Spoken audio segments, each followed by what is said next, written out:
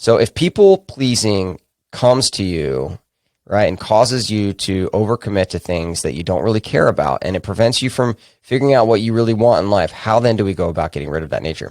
So let's talk about 3 different ways that I've personally found helpful and effective to kind of fight back against external validation and people pleasing. So number 1 is getting back to your internal roots. So what I mean by this is that, it's seeking your validation internally as opposed to externally. And this is going to look different for each person based on their background, their culture, their identities, and their values. And so for me, this meant plugging back into who I am according to the people that love me. So specifically my friends and my family. These people who know me best, they would describe me probably as, and not probably, I know this because I've asked, as an honest, loyal, and kind of a person that is willing to stand up for injustice when they see it. So I am honest, I am loyal, and I'm kind of a bulldog. That is what I'm known for. I speak my truth, and I don't really care if it's going to get me in trouble as long as I'm standing up for someone else. Now, they'll also tell you that I often don't stand up for myself, and that by nature is kind of who I am. I stand up for other people. When it comes to standing up for myself, I'm not as good at telling people no.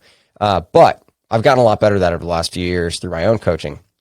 And these are kind of intrinsic values to me and unchanging values in many ways. A lot of my beliefs and opinions change because I think it's so important to think again, to reshape your thinking. And in fact, I was talking to my son yesterday in the truck about this. And I said, Wesley, like, do you know why I love being wrong?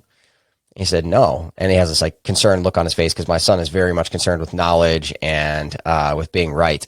I said, Wesley, when I see that I'm wrong, I learn something. And I love learning. And so I change my opinions. I change some of my beliefs. I change, things that I think all of the time. And I think that that's actually a really good thing because that means that I'm growing. But some things don't change for me, and that includes some of my values. And so one of them that is most closely held to my heart is, injustice. I have a very strong value for justice. And this is why I wrote that upcoming book that I talked about at the beginning of the episode, Determined.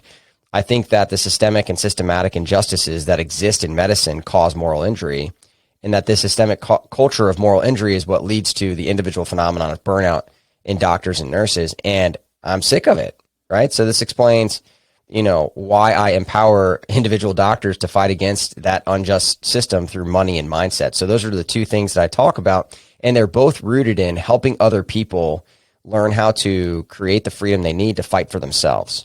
It's why I'm so passionate about teaching doctors about money and mindset, because it empowers them to fight back. Start before you're ready. Start by starting. Start now.